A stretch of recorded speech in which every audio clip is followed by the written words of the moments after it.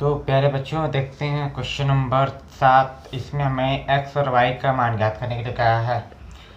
पिछले लेक्चर में मैंने आपको क्वेश्चन नंबर 6 तक कंप्लीट कर दिया था और कुछ आपको होमवर्क दिया था। उस होमवर्क में आपको दिया गया था क्वेश्चन नंबर 3 में कुछ सवाल लगाने के लिए। उसको तो आप लोगों ने लगाया होगा। अब आगे देखते हैं क्वेश्चन नंबर 7। इसमें हमने बोला है x तथा y का मान ज्ञात कीजिए। ये एनसीईआरटी की किताब का है।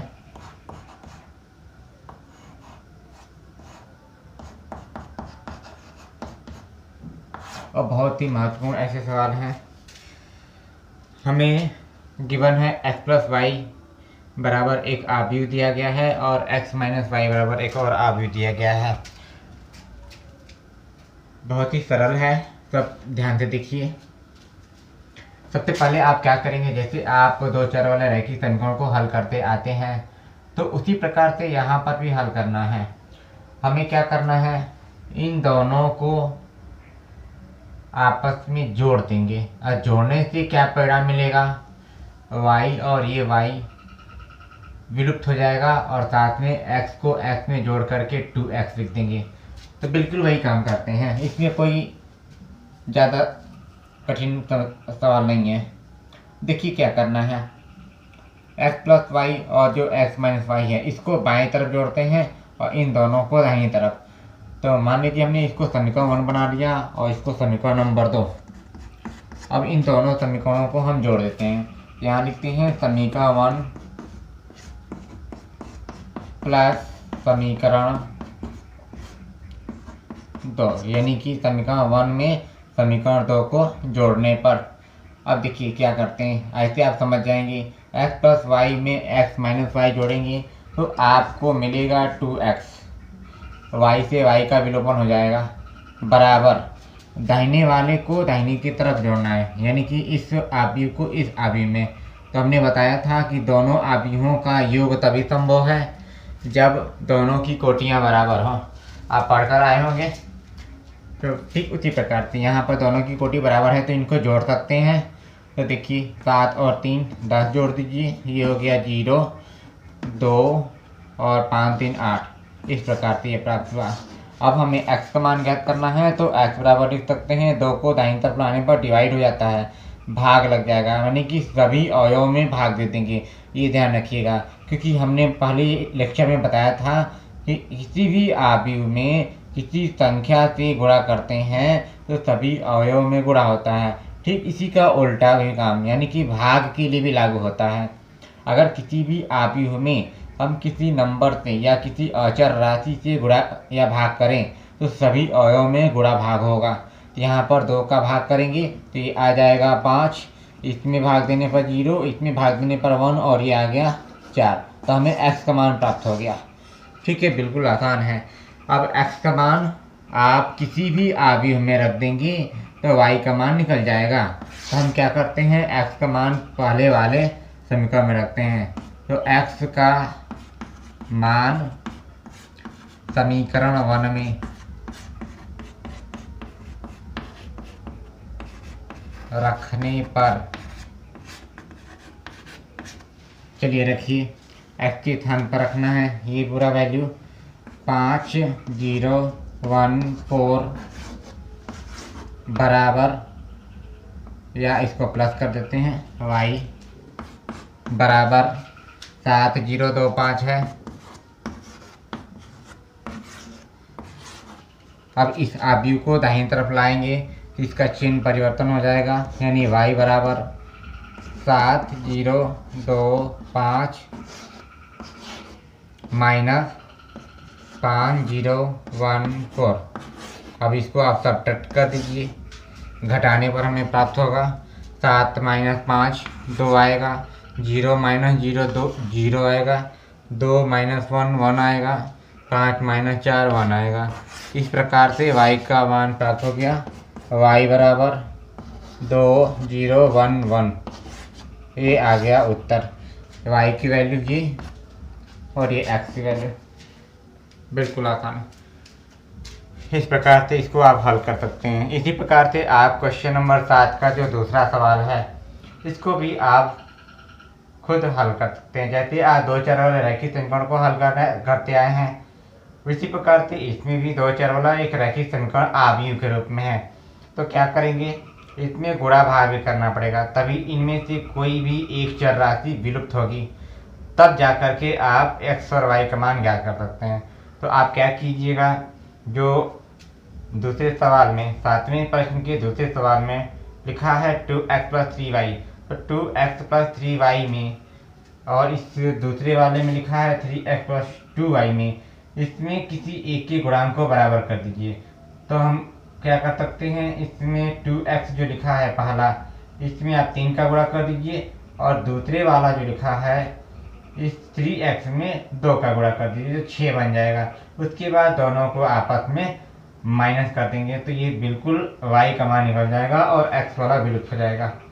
ठीक है, ऐसे कर सकते हैं आप। इसी प्रकार से क्वेश्चन नंबर 8 में x तथा y ज्ञात कीजिए लिखा है।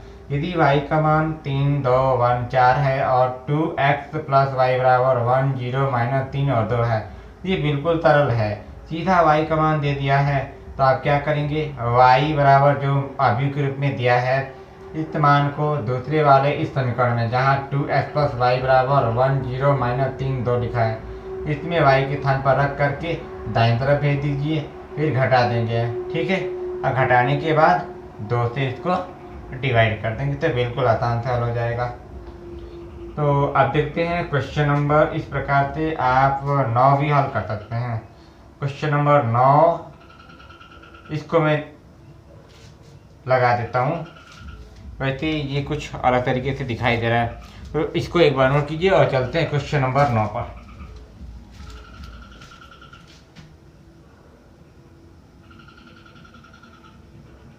तो देखो बच्चों, क्वेश्चन नंबर 9 में लिखा है x और y का मान ज्ञात कीजिए। बहुत आसान है। सबसे पहला काम, इस 2 से आप इस आव्यूह में गुणा कर दीजिए। 2 का गुणा करने पर हमें प्राप्त होगा 2, 6, 0, और 2 का x में गुणा करने पर 2x हो जाएगा, और बाकी सब ऐसे लिख देना है, या इसको आप इधर कर सकते हैं, लेकिन अभी नहीं, क्योंकि इसको जोड़ना है अभी। तो जोड़ने के लिए बाद ही इसको हम दाईं तरफ भेजेंगे, या जो भी होगा, कोटियों को बराबर करने के बाद, या कोटियाँ बराबर हैं तो संगत अवयव को बराबर लिख करके हल करेंगे। ये जैसे है वैसे भी लिखे रहेंगे। अब ध्यान दीजिए क्या करना है, इन दोनों को आपस में जोड़ करके एक आव्यूह के रूप में प्राप्त करना है।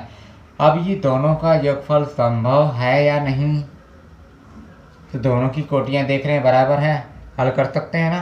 तो 2 में y को जोड़ दीजिए, 2 + y लिखा जाएगा। 6 में 0, 6, 0 में 1 जोड़ दीजिए, 1 आएगा। 2x में 2 जोड़ने पर 2x + 2 आएगा, बराबर 5, 6, 1, 8। इसके बाद इधर लिखता हूँ, यहाँ देखिए,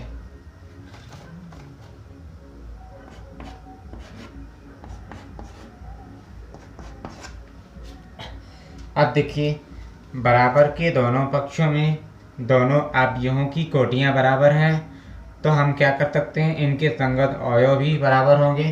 तो इसको ऐसे लिखा जा सकता है, 2 + y बराबर 5, 2 + y बराबर 5। तो यहाँ से y का मान आएगा 3, पहला y का मान आ गया। ठीक है, दूसरा चीज़, 6 बराबर 6 तो पूरा दिखाई दे रहा है, 1 के बराबर 1 दिखाई दे रहा है। अब ये 2x + 2 किसके बराबर होगा, 8 के। तो यहाँ देखते हैं 2x + 2 बराबर 8। इस प्रकार से 2x बराबर मिलेगा 6, 2 को इधर लाकर घटा देंगे, तो 8 में से 2 गया 6, फिर x का मान कितना आएगा, 3, ये आ गया x का मान। इस प्रकार से ये भी आंसर आ गया, और ये y का मान आ गया। बिल्कुल आसान है। ठीक है, इस प्रकार से क्वेश्चन नंबर 10 भी आप हल कर लेंगे।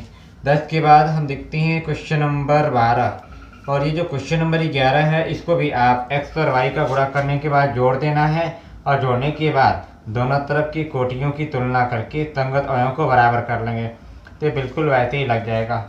और चलते हैं क्वेश्चन नंबर 12 पर, तो इसको आप नोट कीजिए।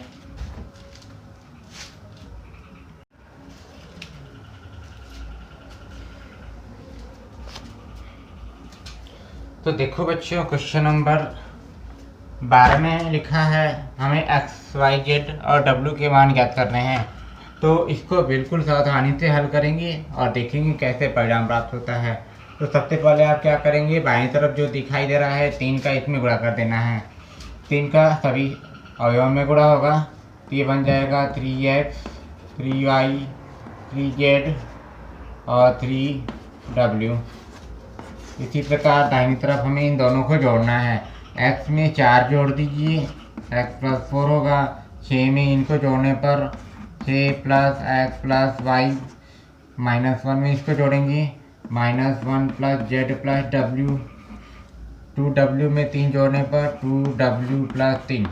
ऐसे अब दोनों तरफ की कोटियाँ बराबर हैं तो हम कह सकते हैं कि दोनों के संगत अवयव क्रमशः बराबर होंगे। तो सबसे पहला यहाँ से शुरू करते हैं। 3x बराबर x + 4 होगा, यहाँ लिख दिए 3x + 4। 3x बराबर x + 4। ठीक है, अब इसको हल कर लीजिए। x को इधर लाने पर 2x बनेगा बराबर 4, तो x का मान आया 2। ये पहला आंसर आ गया। अब दूसरा चीज़ 3y किसके बराबर, 6 + x + y के बराबर। अब यहाँ से ध्यान दीजिएगा, हमें y का मान ज्ञात करना है। देखिए x का मान यहाँ रख देते हैं, x का मान तो प्राप्त हो गया है, इसको रख सकते हैं यहाँ पर। तो यह बन जाएगा 3y बराबर 6 + x का मान 2 + y इधर लाया 2y हो गया बराबर 6 2 8। तो y की वैल्यू आ गई 2 चौको 8, ये 4 आ गया। बिल्कुल आसान है। इसी प्रकार 3z किसके बराबर होगा, -1 + z + w के। तो 3z बराबर -1 + z + w। यहाँ पर तो हमें z और w के मान पता नहीं है, इसके लिए सबसे पहले इसको भी देख लेते हैं। इस वाले से हमें w का मान मिल जाएगा। 3w बराबर 2w + 3। ठीक, इसको हल करने पर w का मान आएगा 3। हल कर सकते हैं। 2w को इधर लाकर माइनस कर दीजिए, 3 में से 2 गया 1w, यानी कि w बराबर 3। अब इस w का मान इसमें रख देंगे, तो 3z बराबर -1 + z + w का मान 3। z को इधर लाया तो 2z हो गया, और ये -1 + 3 में 3 घटाने पर मिलेगा हमें क्या, 2। तो z की वैल्यू आ गई 1। इस प्रकार से ये आंसर x y z और w के मिल गया। बिल्कुल आसान सवाल है। ठीक है, अब चलते हैं क्वेश्चन नंबर 13 पर, इसको नोट कीजिए।